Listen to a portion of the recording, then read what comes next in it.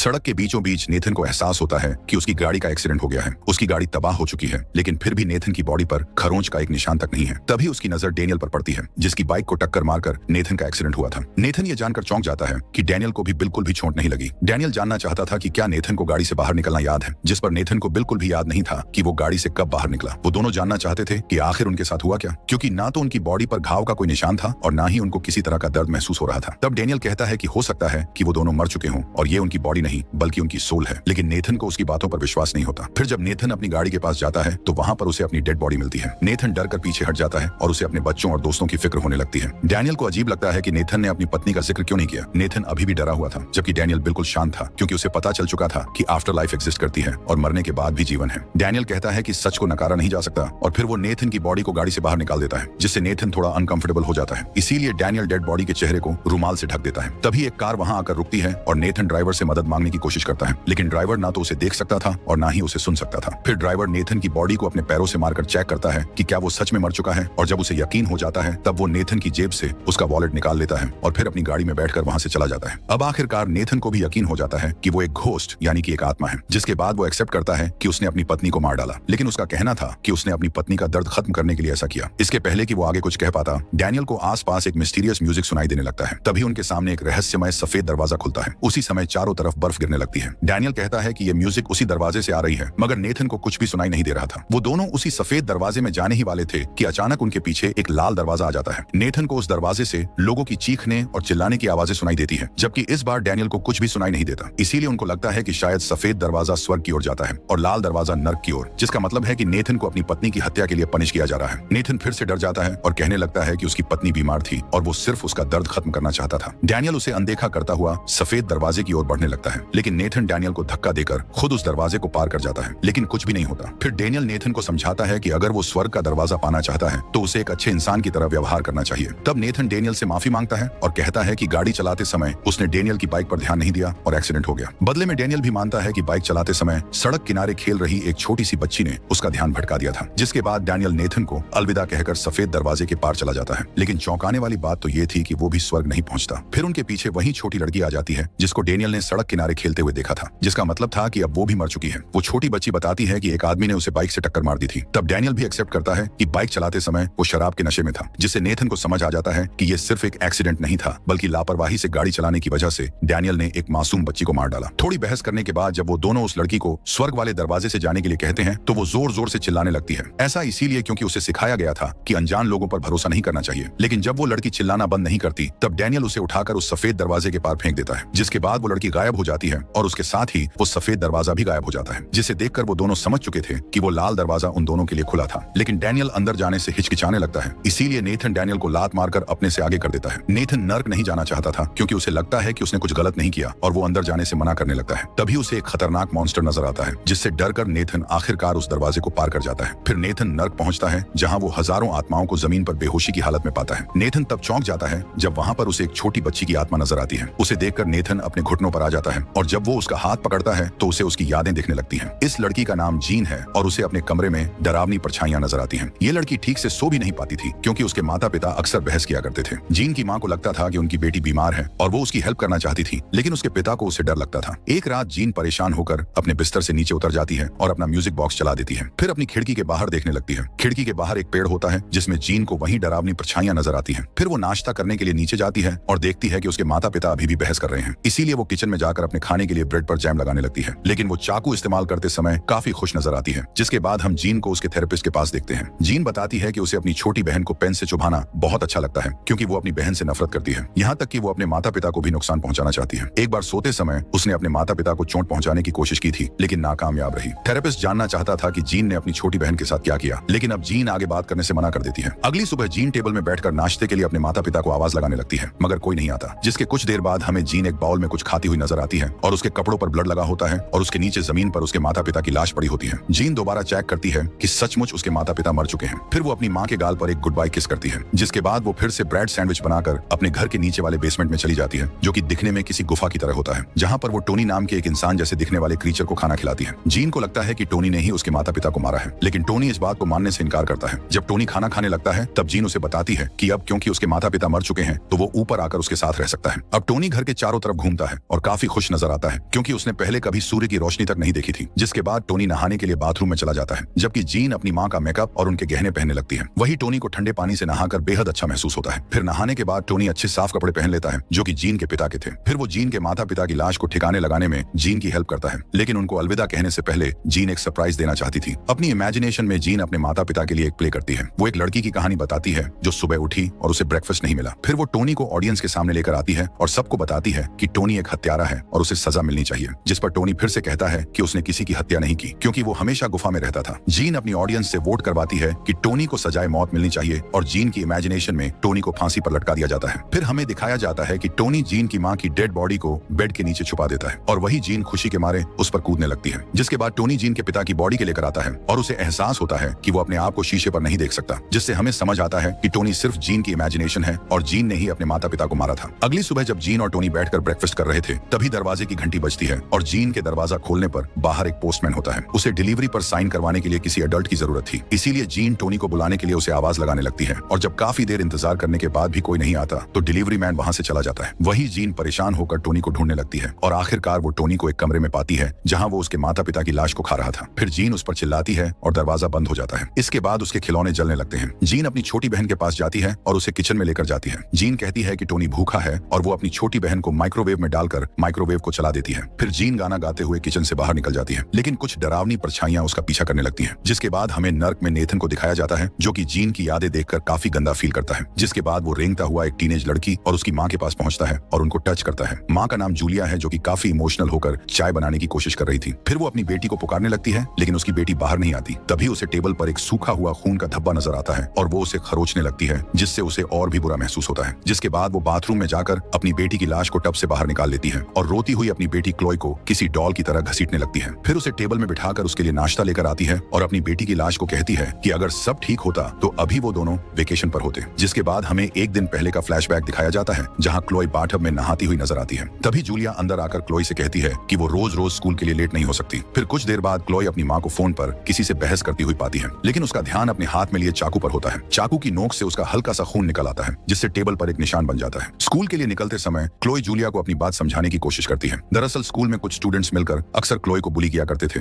इसीलिए Chloe school नहीं जाना चाहती थी। क्लोई जूलिया को बताती है कि वो अब इसे और बर्दाश्त नहीं कर सकती और स्कूल छोड़ना चाहती है। जिस पर जूलिया कहती है कि वो स्कूल में नई है और उसे दोस्त बनाने में बस थोड़ा समय लगेगा। लेकिन क्लोई रोने लगती है और कहती है कि उसे स्कूल नर्क जैसा लगता है। मगर जूलिया को लगता है कि क्लोई का पढ़ाई में मन नहीं है। अब प्रेजेंट टाइम में क्लोई की बॉडी कुर्सी से नीचे गिर जाती है और एक बिल्ली उसके जख्मों को चाटने लगती है। जूलिया बिल्ली को डराकर भगा देती है और क्लोई को व्हील चेयर पर बिठाकर हंसते हुए कहती है कि वो बाहर घूमने जा रहे हैं। इसके बाद जूलिया क्लोई की बॉडी को कंबल से ढक देती है और कसम खाती है कि वो उससे बहुत प्यार करती है और अब उसे स्कूल जाने की भी जरूरत नहीं है। फिर जूलिया बाहर जाने के लिए दरवाजा खोलती है और ये देखकर चौंक जाती है कि वहाँ एक ईंट की दीवार होती है। जिसके बाद एक और फ्लैशबैक दिखाया जाता है जिसमें क्लोई दूसरे स्टूडेंट्स से बचने के लिए खुद को बाथरूम में बंद कर लेती है, लेकिन वो उसे डरा धमकाकर दरवाजा खोलने पर मजबूर करते हैं। फिर क्लोई के बाहर आते ही वो उसे शीशे के सामने ले जाकर उसकी इंसल्ट करने लगते हैं और उसे अपने घुटनों पर बिठाकर उससे अपने जूते तक छटवाने लगते हैं, जबकि उनमें से एक लड़की सारी चीजें रिकॉर्ड करने लगती है। वापस प्रेजेंट टाइम में दिखाया जाता है कि वो ईंट की दीवार जूलिया के एक पड़ोसन की रिप्रेजेंटेशन थी जो जूलिया से मिलने आई थी क्योंकि उसने उसकी चीख सुनी थी। लेकिन जूलिया घबराते हुए कहती है कि वो वेकेशन पर जा रहे हैं। उस पड़ोसन को जूलिया का बिहेवियर थोड़ा अजीब लगता है, इसीलिए वो जबरदस्ती घर के अंदर घुस जाती है जहां पर उसे क्लोई की डेड बॉडी दिखती है। थोड़ी देर बाद जूलिया क्लोई की लाश को अपने बगल में बिठाकर कार चला रही होती है और उस दिन को याद करते हुए रोती है जब क्लोई का जन्म हुआ था, क्योंकि तब उसने क्लोई को एक बेहतर जिंदगी देने का वादा किया था। जूलिया क्लोई से कहती है कि प्लीज मेरी बातों का जवाब दो और फिर रियलिटी को एक्सेप्ट करते हुए जूलिया क्लोई की आंखों को बंद कर देती है। तभी जूलिया का ध्यान भटक जाता है और उसकी कार एक पेड़ से जाकर टकरा जाती है। फिर हमें एक फ्लैशबैक दिखता है जहां क्लोई आत्महत्या करती हुई दिखती है। जूलिया को होश आ जाता है और उसके पूरे चेहरे पर खून लगा होता है। फिर कुछ फायर फाइटर्स कार का दरवाजा तोड़कर जूलिया को बाहर निकाल लेते हैं, लेकिन जूलिया अपनी बेटी को छोड़कर वहां से नहीं जाना चाहती थी। वही कुछ फायर फाइटर्स को क्लोई की डेड बॉडी मिलती है और वो फिलहाल के लिए मान लेते हैं कि उस कार एक्सीडेंट में उसकी जान चली गई। वही नर्क में नेथन उन दोनों की बॉडी को ढक देता है और घुटनों पर बैठ जाता है क्योंकि वो बार बार लोगों की बेकार यादों को देखकर थक चुका था। तभी वहां नर्क का डेविल आ जाता है और वो नेथन को बताता है कि वो उसे उसके गुनाहों की सजा देगा। लेकिन नेथन फिर से समझाने की कोशिश करता है कि उसकी पत्नी को दिमागी बीमारी थी और वो उसे मारना नहीं चाहता था, जिस पर डेविल कहता है कि उसे किसी की जान लेने का हक नहीं है। फिर डेविल नेथन को एक अंधेरे कमरे में लेकर जाता है जहां जमीन पर लोगों की आत्माएं पड़ी होती हैं। डेविल नेथन से कहता है कि उसे यहाँ अगले 4000 सालों तक रहना पड़ेगा, इसके बाद उसे अगली सजा दी जाएगी। नेथन ये सुनकर पागल हो जाता है, लेकिन अब वो डेविल वहां से जा चुका था। तभी वहां बिली नाम की एक बुरी आत्मा जाग जाती है और वो नेथन पर हमला कर देता है क्योंकि उसे लगता है कि नेथन उसके लिए एक नया खिलौना है, इसीलिए वो उसे बड़े मजे से इधर उधर फेंकने लगता है। फिर उसे जमीन पर पटक कर तब तक मारता है जब तक कि वो हिलना डुलना बंद नहीं कर देता। बिली को एहसास होता है कि उसने नेथन की आत्मा को डिस्ट्रॉय कर दिया है, जिससे नेथन का धरती पर एक बच्चे के रूप में पुनर्जन्म हो जाता है। डेविल बिली को नेथन की आत्मा को वापस लाने का आदेश देता है, जिसके बाद हम बिली को उस छोटे बच्चे के कमरे में देखते हैं। इसी के साथ ये फिल्म खत्म हो जाती है।